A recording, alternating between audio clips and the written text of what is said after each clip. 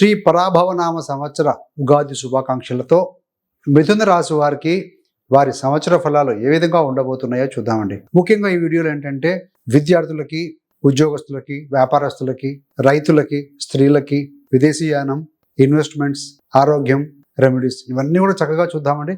చివరిదాకా చూడగలరు. నచ్చితే లైక్ చేయండి, 10 మంది బంధుమిత్రులకు షేర్ చేయగలరు. మిథున రాశి అనగానే అధిపతి గుర్తు వచ్చేది మనకు బుధుడు అండి. సో ఇది ఒక ద్విస్వభావ రాశి. సో మంచి తెలివితేటలుగా ఒక రాశి అండి. బుధుడు ఏంటంటే సహజంగా యాక్టివ్నెస్ కలిగి ఉంటాడు. ఇది ఒక వాయుతత్వ రాశి కూడా కాబట్టి ఎనర్జెటిక్గా ఉంటారు, యాక్టివ్గా ఉంటారు.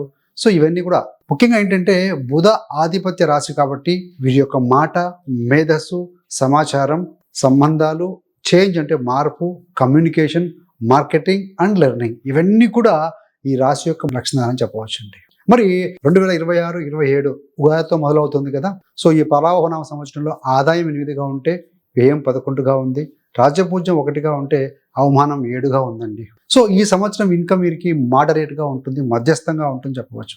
1-2 మెయిన్ సోర్సెస్ ద్వారా మంచి స్థిరమైన ఆదాయం అయితే లభిస్తుంది. ఇంకో కొన్ని స్మాల్ సైడ్ ఇన్కమ్ అవకాశాలు కూడా బలంగా ఉంటాయని చెప్పవచ్చు. అంటే పూర్తిగా బలహీనంగా కూడా కాదండి, అదే సమయంలో చాలా భారీగా కూడా కాదు. మధ్యస్థ స్థాయి లాభం అంటే ఉంటుంది అని చెప్పాలి. వ్యయం 11గా ఉంది, ఎక్స్పెన్సెస్ మాత్రం కాస్త ఎక్కువగా ఉంటాయి.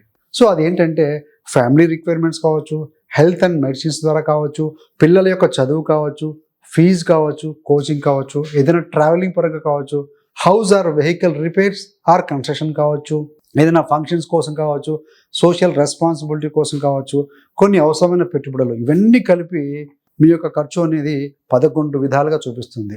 రాజ్యభూజ్యం 1, రెస్పెక్ట్ అంటే గౌరవం, పబ్లిక్ రికగ్నిషన్ అనేది పెద్ద పేరు.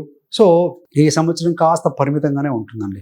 కష్టానికి వెంటనే ప్రశంసలు రావటం కొంత లేట్ ఉంటుంది. సో బ్యాక్ ఎండ్ రోలు, బ్యాక్గ్రౌండ్ వర్క్ సో మోర్గా ఎక్కువగా కనిపించే సంవత్సరం. ఫ్రంట్ ఎండ్లో కనబడరు, మీ బ్యాక్ ఎండ్లో అంతా వర్క్ చేస్తూ ఉంటారు. అవమానం 7 అంటే అవమానం అనే సంఖ్య కాస్త ఎక్కువగా ఉందండి. రాజపూజ్యం 1గా ఉంటే అవమానం 7గా ఉంది. అంటే మిస్అండర్స్టాండింగ్స్, బ్లేమ్ కాపాడడం, ఆఫీస్ పాలిటిక్స్ మీ జాబ్లో ఉంటే, మాటల వల్ల గాయాలు, కొన్ని సంబంధాలలో ఇమేజ్ కూడా దెబ్బతినే పరిస్థితులు ఉండే అవకాశం ఉంటుంది. ఇవన్నీ కూడా టెస్ట్ పరీక్షల రూపంలో ఎక్కువగా రావచ్చు అండి. సో ఇప్పుడు ఏంటంటే మనం మిథున రాశి నక్షత్రాల వారీగా మిథున రాశిలో మృగశిర 3-4 పాదాలు, ఆరుద్ర 4 పాదాలు, పునర్వసు 1-2-3 పాదాలు, సో మొత్తం 9 నక్షత్ర పాదాలు ఉంటాయి కదా.